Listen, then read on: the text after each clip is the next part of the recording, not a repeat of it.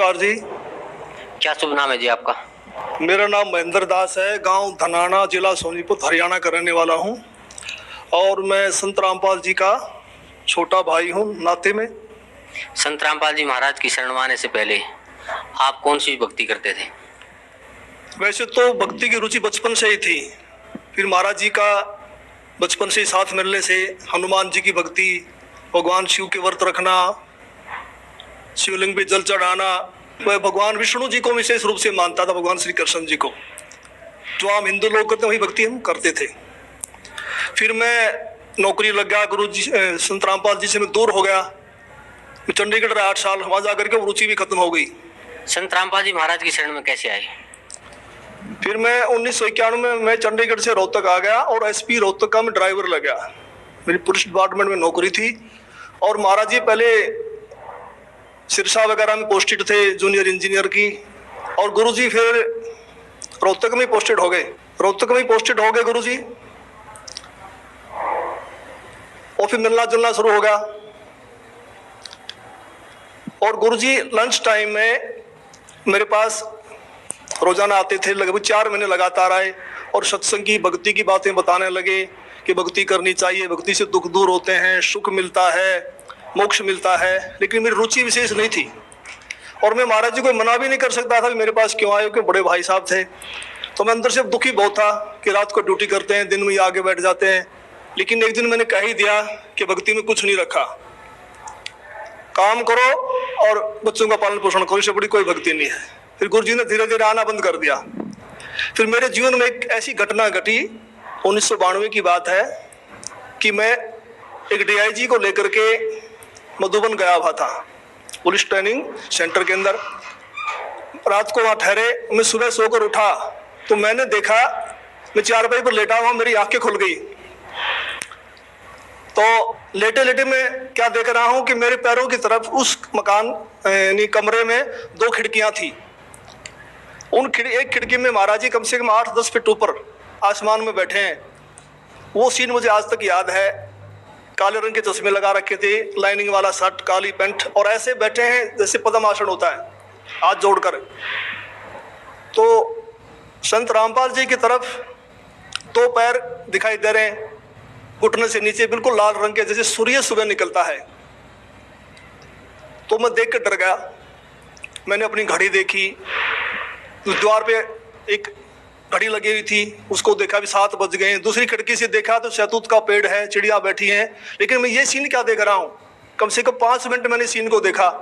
तो मैं डर गया कि मैंने समझा कि भी कहीं गुरुजी मर गए हैं, उनकी आत्मा मुझे मिलने के लिए आ रही है। अब उसमें फ़ोन भी नहीं थे, मैं DIG को बोल भी नहीं सकता था कि मेरा भाई मर गए हैं। तो मैं बहुत चिंतित हो गया। हम 1 बजे मधुबन से रोहतक के लिए चले, हम लगभग 3 बजे वहाँ पहुँच गए। मैं गाड़ी खड़ी करके सीधा मकान पे गया, गुरुजी के मकान के ऊपर। तो जाके मैंने देखा गुरुजी ठीक ठाक मिले, मन में शांति हुई। तो गुरुजी ने पूछा कि कैसे आना हुआ आज दिन में, कैसे टाइम मिल गया। तो मैंने घटना के बारे में बताया। मैंने कहा जी मैंने तो ऐसे ऐसे एक घटना देखी सुबह सुबह, मैं डर गया कहीं आप मर ना गए हो। तो महाराज जी ने कहा कि मेरे स्वरूप में कबीर परमेश्वर आए थे और अब आपको भक्ति मिल जाएगी। तो मैंने कहा जी मैं तो ड्रिंक्स वगैरह कर लेता हूँ, वो छूटती नहीं, भक्ति कैसे करूँगा। तो गुरु जी ने कहा जा, आज के बाद नहीं पिएगा। तो उनके एक शब्द से ऐसी दीवार खड़ी हो गई कि आज 1992 की बात है, आज 2013 हो गया, यानी लगभग 21 वर्ष हो गए। वो आज तक मैंने शराब को छुआ तक नहीं है। तो उसके बाद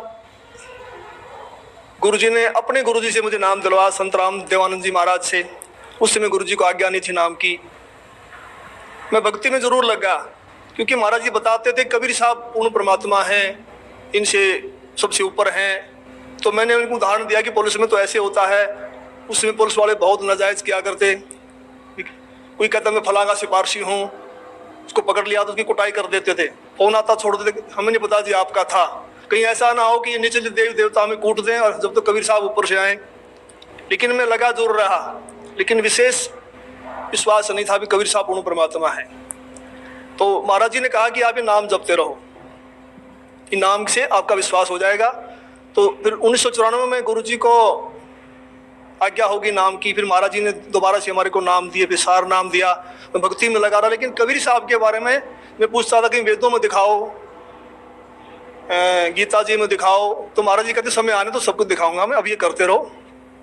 तो फिर ऐसी घटना घटी कि एक दिन मैं सोया हुआ था और मेरी आत्मा निकल के ऊपर ब्रह्मांड में चली गई, बहुत ऊंचाई पर। वहाँ विष्णु भगवान खड़े हैं श्री कृष्ण जी के रूप में, उनके सिर पर ऐसे मोर का चंदा है, मोर मुकुट है, और मेरे से कह रहे हैं कि जिस भक्ति पे आप लगे हो ये भक्ति बड़ी कठिन है, ये मार्ग बड़ा कठिन है, अगर इतना आसान होता तो सभी यहाँ से निकल जाते। और एक बात का ख्याल रखना, मेरे भक्तों को मत तोड़ना। जैसे मेरी आत्मा, मेरा सूक्ष्म शरीर मेरे शरीर में आया तो मेरी आँख खोली तो मेरा सारा शरीर पसीने से भीगा हुआ था, और मैं बिल्कुल सर्दी का महीना था, मैंने कपड़े चेंज किए पसीना पोंछकर, और मैं सुबह उठ करके अपनी ड्यूटी पे आया तो महाराज जी से मुलाकात हुई। मैंने महाराज जी को बताया कि ऐसे ऐसे घटना घटी रात को। तो महाराज जी ने कहा कि आपको विश्वास नहीं हो रहा था कबीर साहब के बारे में, और आप कृष्ण जी को ज़्यादा मानते थे, इसीलिए कृष्ण जी के मुख से ही आपसे कहलवा दिया गया है कि ऊपर और शक्ति है और रास्ता है। तो उस दिन के बाद मैंने पीछे मुड़ के नहीं देखा, और फिर मैं सही ढंग से भक्ति करने लगा। सर, संत रामपाल जी महाराज से नाम उपदेश लेने के बाद आपको क्या क्या लाभ हुआ? पहले मैं संसारिक लाभ बताऊंगा आपको, खासकर शरीर के लिए। जब मैंने गुरु जी को गुरु धारण कर लिया और मैं भक्ति करने लगा, लगभग 1999 की बात है, उस समय मेरी आयु 41 वर्ष थी, 41 ईयर, और अब मेरी 55 साल की हो चुकी है, 55 ईयर्स ओल्ड। तो मैं रोहतक में एक रेलवे रोड का नाम है बाजार में, वहाँ एक लाला जी के पास बैठा हुआ था। वहाँ एक लड़का मेरे से मिला, वो लाला जी ने, उसका नाम फकीर चंद जी थे, उन्होंने कहा कि ट्रिपल MA है और इन्होंने ज्योतिष शास्त्र से भी MA किया हुआ है। तो मैंने उसको भक्ति की बातें समझानी चाहिए, तो उसने कहा जी एक बार अपना हाथ दिखा दो। तो उसने मेरे हाथ देखे दोनों, पहले दाहिना हाथ देखा, कहने लगा आपकी आयु कितनी है? मैंने कहा मैं 41 वर्ष का हो चुका हूँ। तो उसने कहा आपके भाग्य में लिखा है 40 वर्ष से लेकर 45 तक बिल्कुल बेड के ऊपर बीमार अवस्था में लेटना, और आपको फला फला बीमारी लगेंगी। फिर मैंने कहा मैं तो 41 का हो चुका हूँ, मुझे तो कुछ भी नहीं है। कहने लगा 1 साल का धोखा भी हो सकता, आपको जरूर होगा। तो मैं कुछ चिंतित तो हुआ, लेकिन फिर उसने मेरा बायां हाथ देखा और कहने लगा आपकी पत्नी जिंदा है? मैंने कहा वो तो जिंदा है। कहता हो ही नहीं सकता। मैंने कहा मैं सुबह घर से आया था जब तू जिंदा थी, अब मर गई हो तो मैं कुछ कह नहीं सकता। लेकिन वो, तो उसने कहा भी ये कैसे असंभव हो रहा है? तो मैंने उनसे कहा भी हम पूर्ण सतगुरु की शरण में हैं, सच्चे मंत्र का जाप करते हैं। हमारे सतगुरु कहते हैं कि भी तिल घटना मासा बढ़े बेदना लिखे जो लेख, सच्चा सतगुरु मिटा के ऊपर मार दे बेक। हमारे सतगुरु ऐसे कर देते हैं। तो फिर मैंने 6 महीने के बाद फिर मुझे एक ऐसा ही और ज्योतिषी मिला। मैं जैसे पुलिस लाइन में गाड़ी का वायरलेस सेट ठीक करवाने के लिए गया, उस वर्कशॉप में एक इंस्पेक्टर थे इंचार्ज, वो अपनी टेबल पर ज्योतिष शास्त्र की किताब खोल के बैठे हुए थे। मैंने उनसे वही प्रश्न किया भी इसमें क्या रखा, भक्ति करो ना सच्चे नाम की। डिस्कस हुई हमारी। उसने कहा भगत जी ऐसी बात नहीं है, ये पूर्व जन्म के लेख होते हैं, भक्ति अलग चीज़ है, ये भी सत्य होते हैं। तो उसने मेरे फिर हाथ देख लिए, मेरे जो बातें उसने बताई थी वही बातें उसी ने दोहराई। तो फिर मैंने गुरु जी से प्रार्थना की, मैंने कहा जी ऐसे ऐसे बताया दो ने। तो संत रामपाल जी कहने लगे कुछ नहीं होगा, परमात्मा लेखों को मिटा देता, भक्ति करो। तो संत रामपाल जी की दया से, इनकी सच्ची भक्ति से उस पीरियड के दौरान मेरे को जुकाम तक नहीं हुआ, बुखार तक नहीं लगा। और आज मैं 55 वर्ष का हो चुका हूँ, मेरी पत्नी भी जिंदा है। और मेरी जो घरवाली थी उनका नाम राजबाला है, और वो भक्ति में विशेष रुचि नहीं रखती थी, वो किसी को भी नहीं मानती थी, बस अपने काम धंधा करती थी। तो एक बार 2004 की बात है, उसकी दोनों उंगलियां सुन्न हो गई दाहिने हाथ की। वो मेरे से कहने लगी मुझे दिखा नहीं तो हाथ सूख जाएगा। को पड़ोस के कह रहे थे एक हाथ सूख गया, ऐसे ही बीमारी लग गई थी। तो मैं रोहतक में रेडियो स्टेशन के पास गुप्ता जी हैं डॉक्टर हड्डियों के, उनके पास उनको लेके गया। उन्होंने बताया कि उसकी ये गर्दन के पास नसें होती हैं, नस दब गई है। तो उन्होंने एक्सरे लिया, दवाई दे दी, 2 महीने इलाज चलता रहा, कोई फर्क नहीं पड़ा। तो मैंने अंदर गुरुजी से प्रार्थना की, संत रामपाल जी से भक्ति करते समय कि गुरुजी अगर ये हाथ सूख गया तो बुढ़ापे में हम तो रोटी बगैर भी रह जाएंगे, परेशान होगी, तो दया करो। तो जैसे मेरा ध्यान लगा हुआ था, सुमन करते करते वैसे आंख बंद हो गई, तो मुझे गुरुजी खड़े दिखाई दिए और कहा कुछ नहीं होगा बेटा, ठीक हो जाएगी। तो मैं कुछ दिन के बाद ड्यूटी से छुट्टी लेकर घर गया। मैंने उससे पूछा भी आपकी उंगलियां ठीक होगी? उसने कहा वो तो ठीक होगी। मैंने कहा ये गुरुजी ने की है, मैंने प्रार्थना की थी। कह लगे नहीं मैं तो दवाई से ठीक हुई। तो मुझे बड़ी निराशा हुई। तो कुछ यानी 2005 में उसके दाहिने पैर में बहुत जोर का दर्द शुरू हो गया। मैं उसी डॉक्टर के पास फिर लेके गया, गुप्ता जी के पास। गुप्ता जी ने फिर एक्सरे किया, फिर कहा भी रीढ़ की हड्डी की नस दब गई है, इसलिए उससे पेन है। उसने दवाइयाँ दे दी 1 सप्ताह की। मैं दवाई दिलवा करके बरवाला में सत्संग चल रहा था गुरुजी का, उसमें आ गया। तो उसने फ़ोन करवाया चौथे दिन, कह लगी मुझे कोई आराम नहीं है और मैं तो मर रही हूँ, तो तू सत्संग में धक्के खाता फिर रहा है, क्या रखा है सत्संग में, आकर के मुझे दवाई दिलवा। तो मैं गुप्ता जी के पास गया, वहाँ उसका रिकॉर्ड लेकर के। गुप्ता जी ने कहा भी अब तो इसका ऑपरेशन होगा और कोई इलाज नहीं है। तो ऊपर से इलेक्शन थे हरियाणा में 2005 फरवरी में। तो मैंने कहा जी 1 सप्ताह इलेक्शन का, हमें छुट्टी नहीं मिलेगी, आप ऐसा कर दो, ऐसे इंजेक्शन लिख दो कितने ही महंगे हैं जो 10 दिन निकाल दें, फिर मैं ऑपरेशन करा लूँगा। तो उन्होंने इंजेक्शन लिख दिया। मैं दवाई लेकर के पुलिस लाइन में जाके अपने बॉक्स में रख दिए। तो सुबह ड्यूटी करके फिर जाऊँगा घर।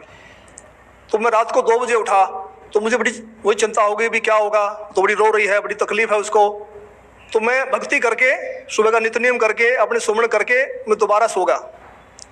और सोते समय मैंने प्रार्थना की कि हे परमेश्वर, हे गुरुदेव, ठीक तो आप ही करते हो, अब की बात ठीक भी करो और ये एहसास करवाओ कि आपने ही किया है, करने वाले तो आप ही हो। तो मैं ड्यूटी करके शाम को 5 बजे घर गया। तो वो अपने काम धंधे में लगी हुई थी। मैंने उससे पूछा भी मैं तो 1000 रुपये की इंजेक्शन ले यार, तू ठीक है तो फ़ोन कर देती, इन दवाइयों को मैं वापस कर देता। तो उसने कहा मैं तो ठीक होगी। मैं कैसे हुई? कहने लगी मैं सारी रात रोते रही, 3 बज गए, मैं दीवार के ऐसे कमर लगा के रो रही थी। तो मुझे गुरुजी दिखाई दिए, मेरी आंख बंद हुई कुछ सेकंड के लिए। तो गुरुजी ने ऐसे हाथ किया, ठीक हो जाएगी बेटी, कोई बात नहीं। कहता उसी समय मेरा रोग बिल्कुल ख़त्म हो गया। तो फिर मैंने कहा आप तो भक्ति करेगी ना? कहने लगी हाँ आप करूँगी। तो आज तक उसको दर्द दोबारा नहीं हुआ है। और अनेक गुरुजी ने हमें सुख दिए। सबसे बड़ा तो मानसिक सुख होता है, मानसिक शांति, वो हमारे को संपूर्ण रूप से मिली हुई है। एक दिन संत रामपाल जी करनाल के अंदर एक भगत के घर गए हुए थे और सतगुरु जी ने 3.5 घंटे के लगभग सत्संग किया। जब चलने लगे तो एक औरत ने, जो काफ़ी बुजुर्ग थी, कोई 65 साल के करीब उनकी उम्र रही होगी, उन्होंने कहा कि जी मैं आपसे कुछ बात करना चाहती हूँ। तो गुरुजी ने कहा ठीक है पूछो। तो उसने कहा जी आपने जैसे सत्संग समाप्त किया तो आपके ऊपर से कमल के फूल पर बैठा हुआ सफेद परमात्मा निकल के गया है, मानव सदृश, और मैं कमल की पंखड़ी को बहुत दूर तक देखते रही ऐसे। तो संत रामपाल जी ने कहा फिर आपकी क्या सलाह है नाम लेने की?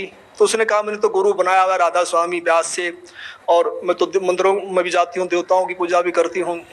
तो महाराज जी ने कहा देखो उनके फूटे भाग, ये सच्चाई को देखकर भी नहीं मान रही हैं।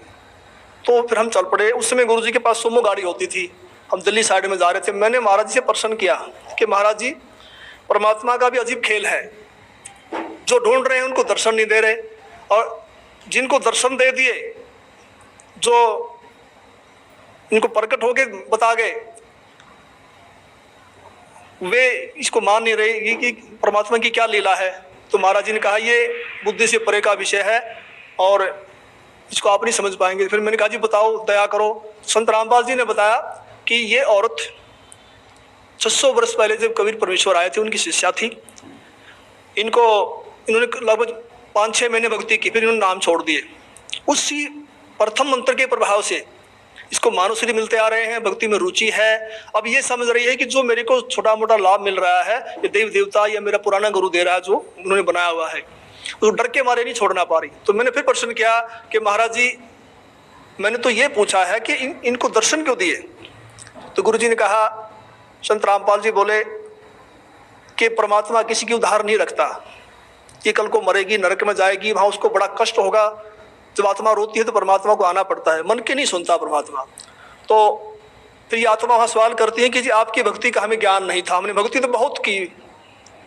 तो वहाँ परमात्मा ये सीनरी दिखाएंगे ये सारी फिल्म दिखाएंगे कि 3-3.5 घंटे मैंने सत्संग सुनाया, आप क्या भक्ति कर रहे हो, इसका क्या लाभ है, मेरी भक्ति क्या है, और जाते समय दर्शन दे दिए। तो परमात्मा ने अपने सिर से भार उतार दिया, पर ये आत्मा बोल नहीं पाएगी, चुप हो जाएगी। तो मेरा भगत समाज से यही बार बार निवेदन है कि ऐसा मौका बार बार नहीं आता, तो संत रामपाल जी की शरण में आकर के अपना आत्म कल्याण करवाएं। सत साहिब। धन्यवाद आपको बहुत।